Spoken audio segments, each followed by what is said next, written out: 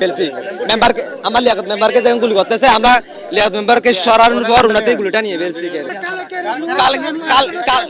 কালকে লুট সবগুলো শাহাবুদ্দিন মাহমুদুল্লাহ দাঁড়ানো ছিলাম তো হঠাৎ দেখে গোলাগুলি হচ্ছে এখানে তখন আমরা এখানে নিচে কেউ নামতেছি না দেখি পছন্দ গোলাগুলি হচ্ছে মানে পরপর 7-8টার মতো গোলাগুলি মানে গুলির পাইয়া রয়েছে এরপরে মানে 10টা দস্তি মারপিটও চলতেছে এখানে আমরা উপর থেকে দেখতেছি এগুলা মানে জসকোটের ইয়ার থেকে তারপরে দেখি হঠাৎ করে আবার 10টা যখন হয়েছে গুলির আওয়াজটা থামিয়ে গেছে এরপরে দেখি যে একটা খাটো লোক একটা মোটরসাইকেল এখানে মাটির মধ্যে শোয়ানো ছিল পরে ওইখানে মোটরসাইকেলটা দ্রুত উঠাইয়া স্পিড টান দিয়েছে চলে গেছে যে গুলি খেয়েছে তার একটা সাদা গাড়ির মধ্যে উঠেছে সম্ভবত একজন আমরা রক্ত দেখছি একজনের উঠে সবাই হেলমেট পরা আমরা 3-4 জন হেলমেট পরা দেখছি একজন যেটা লাস্ট গেছে খাটো একদম বেশি লম্বা না 5 অক্টোবর আমার বাসায় গিয়ে গুলি করছে।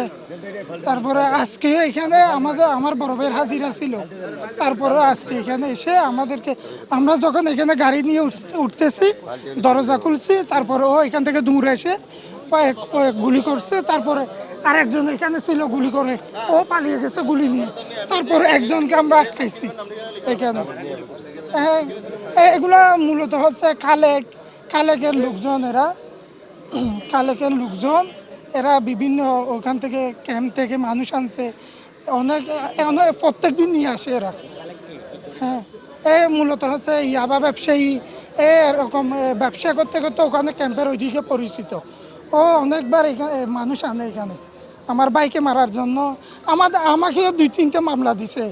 আমি অনার্স 4th ইয়ারে ফাইনাল পরীক্ষা দেওয়ার সময় আমাকে একটা খারাপ মেয়ে এনে আমাকে ধর্ষণ মামলা দিছে।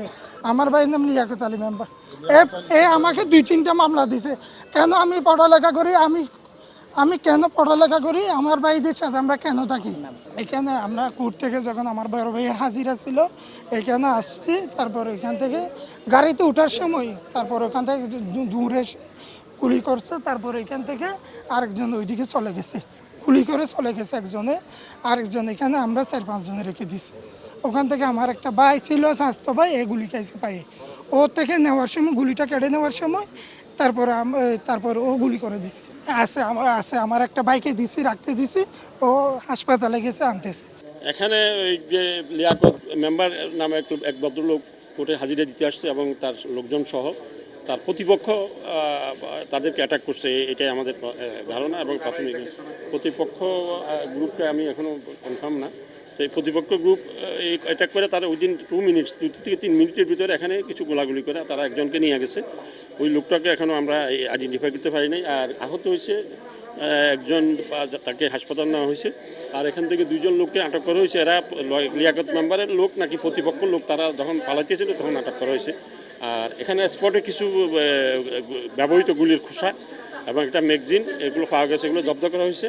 আর আমাদের বিভিন্ন জায়গায় চেকপোস্ট বসিয়ে তাদেরকে আটক করার জন্য আমাদের অভিযান অব্যাহত আছে, আমাদের চেষ্টা অব্যাহত আছে। ঘটনা এই যে আপনার এই আধা ঘন্টা আগে অতর্কিতভাবে আমরা হঠাৎ করে অতর্কিতভাবে এবং নিরিবিলি জায়গা পুলিশ সুপারের কার্যালয় এবং জজ কোর্টের মাঝখানে ফাঁকা জায়গাটাতে সবসময় এখানে তো লোকজন আসা যাওয়া করে, কাউকে তো সন্দেহ করার কোনো সুযোগ ছিল না। তারা ওই দিন আমাদের হেফাজতে 2 জন নেওয়া হয়েছে। এই 2 জন ভিকটিম পক্ষ নাকি আসামি পক্ষ এটা আমরা এখনো কনফার্ম করতে পারি না। আমরা যেটা শুনতেছি এলাকার আধিপত্য নিয়ে আগে থেকে তাদের ভিতরে এই ছিল আধিপত্য নিয়ে। আমরা মামলা হাজিরা দিতে আসলাম। আজকে মামলার হাজিরা ছিল। হাজিরা শেষ করে বাসায় চলে যাওয়ার জন্য আমরা এখানে গাড়ি ছিল মেম্বারের, এই গাড়িতে ওঠার জন্য দাঁড়াইছি। মোহাম্মদ লিয়াকত আলী মেম্বার, উনি জিলাঞ্জ ইউনিয়ন বিএনপির সাধারণ সম্পাদক। মামলা হাজিরা শেষ করার পরে এখানে বাসায় চলে যাওয়ার জন্য দাঁড়াইছি। তখন দেখি একটা ছেলে পিস্তল ছিল হাতে, পিস্তল দিয়ে গুলি এক রাউন্ড করছে। তখন মেম্বার সরে গেছে। আমরা যারা কেস মান্না ছিল আমরা সবাই তারে ধরে ফেলছি। ধরে এর কেউ হাতে ধরছে, কেউ শার্টের কলার ধরছে। তখন এর পিস্তলটা আবার উঠাইয়া গুলি করার সুযোগটা আমরা দিই না তাকে। তো তৎকালীন সময় এসে মানে নিচের দিকে গুলিগুলা করছে। তো আমাদের একটা ছেলে মইনুদ্দিন ছিল, সে ওইখানে তার পাশে তার দাঁড়ানো ছিল, ওই গুলি করা অবস্থায় তার পায়ে গুলি করছে। তাকে আমরা এই যে ছেলেকে আমরা ধরছি, মেম্বারের গাড়ি উঠাইয়া তাকে আমরা থানায় হস্তান্তর করে দিচ্ছি। এটা একটা ইয়ে ছিল, এটা একটা মারামারির মামলা ছিল। প্রথমে আমি ওই লিগেল এড থেকে বাইরে হয়েছি, তো বাইরে হওয়ার পরে দিয়ে দেখলাম যে কি দুজনকে ধস্তাধস্তি করে ধরছে 10-12 জন। ধরার পরে তারপরে ওদেরকে প্রথমে ওই জায়গাতে ধরে একেবারে ওই জায়গাতে গুলি করছে। গুলি করার পরে আর দুজন ওই কী করছে জজ সাহেবের গেটের ওইখান দিয়ে পালাই গেছে। আর তারপরে দুই পক্ষ দুই দিক থেকে গোলাগুলি করছে, বেশ কিছু গোলাগুলি করছে, প্রায় 15 থেকে 20 জন মানুষ ছিল তারা। তারপর মোটরসাইকেলও ছিল, এই সম্ভবত একটা নোহা ছিল যা গুলি করার পরে যে লোকটাকে ওরা ওইটাতে ঢুকাইয়া ওরে সহ নিয়ে গেছে। একজনকে দেখছি, তবে আর বাকিগুলোকে দেখি নাই। আর একজনের দেখছি এই অংশে ব্লাড, তবে ও কি আহত হয়েছে অবস্থা নাকি কি সেটা বুঝতে পারি নাই। ওই গুলিবিদ্ধ হওয়ার পরে ও ওই যে জজ কোর্টের মধ্যে দৌড়াইয়া যখন উভয় পক্ষে আবার ওদিক থেকে ফায়ার করছে, তখন এই ও দৌড়াইয়া ওই ইয়াতে ঢুকছে, ওই যে কি বলে যে ওই জজ সাহেবের যে ইয়া আছে এজলাসের পাশে লিগেলেডের ওখানে ঢুকছে। আবার ওইখান থেকে ওরা টাইনা নিয়ে বাইর করে তারপর গাড়িতে করে নিয়ে গেছে তারা। একটার সাথে গাড়ি বাইর হইতেছে আর এদিক দিয়ে মানুষ দূরাদূরি করতেছে। ওগুলো দেখে আমরা আতঙ্কগ্রস্ত হয়েছি। তো আমরা দোকান বাজার জন্য চেষ্টা করতে চাইছিলাম, দেখি ডিবি এদেরকে দাওয়া করছে, এদিক দিয়ে চলে গেছে। কতজন ছিল বা এখানে কেরা ছিল এদিকে দেখি নাই, গাড়ি দেখছি আর কি। গাড়ির মধ্যে একজন সাদা মানুষ দেখা যাচ্ছে, এদিকে থানা মানে থানা হাসলা করতেছে, এটুকু দেখা গেছে আর কি। একটা সাদা গাড়ি, ওগুলো এইরকমের মধ্যে কতগুলো গাড়ি আছে না, ওই রকম গাড়ি। কার না কার, এগুলো কার বলা যাবে না, তো কিছু দেখি না এরকম কিছু। ওদিকে গ্রুপ ছিল, তারপরে এদিকে গ্রুপ ছিল, দুনো গ্রুপে গোলাগুলি হয়েছে। তারপর একজন মানে গুলিবিদ্ধ হয়েছে, উনি কুড়ের ভিতর ঢুকছে, ওখান থেকে ধরে ওরে টেনা হাঁসটা করে নিয়ে গাড়িতে তুলছে। এটুকু পর্যন্ত দেখলাম। ওরে গাড়ির ভিতর মানে জোর করে ঢুকায় তারপর নিয়ে গেছে। এখানে অনেক মানুষ যখন আসতেছে তখন ওরে জোর করে গাড়ির ভিতর ঢুকায় নিয়ে গেছে।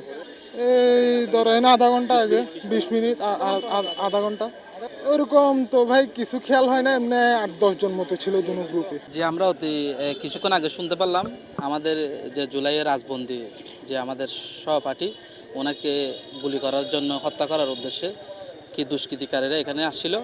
এটা শুনতে পেয়ে আমরা হঠাৎ করে আসলাম। আমরা যেটুকু জানতে পেরেছি ওনার স্বাস্থ্য ভাই গুলিবিদ্ধ, উনি আল্লাহ রহমতে এখনও সুস্থ আছে। আমরা অতি শীঘ্রই জুলাই রাজবন্দী আলাইসের পক্ষ থেকে এটার নিন্দা জানাচ্ছি এবং অতি শীঘ্রই আইনানুগভাবে ওনাকে যে আমরা যে বিচার কঠোর থেকে কঠোর বিচার দাবি জানাচ্ছি। জানলাম এটা কক্সবাজার সদর থানা থেকে এটা এখানে যোগাযোগ করা হচ্ছে। আমরা চাচ্ছি জুলাই রাজবন্দী হিসেবে স্বৈরাচার আন্দোলনে উনি ছিলেন, অ্যারেস্ট হয়েছিলেন। এত স্বৈরাচার আন্দোলনের পরেও একটা কোর্ট বিল্ডিংয়ের মতো একটা প্লেসে এরকম নিন্দনীয় ঘটনা, এটা আশ্চর্যান্বিত করে আমাদেরকে। হ্যাঁ, মানে মুখ চেহারা দেখলেই দেখবো একজন তো আওয়ামী লীগের দোসর মোশাররফ সিকদার নামে একজন লোক, ওরে আমি এইখানে আতেপাশে দেখছি, ও তো আওয়ামী লীগে ওরা আছে।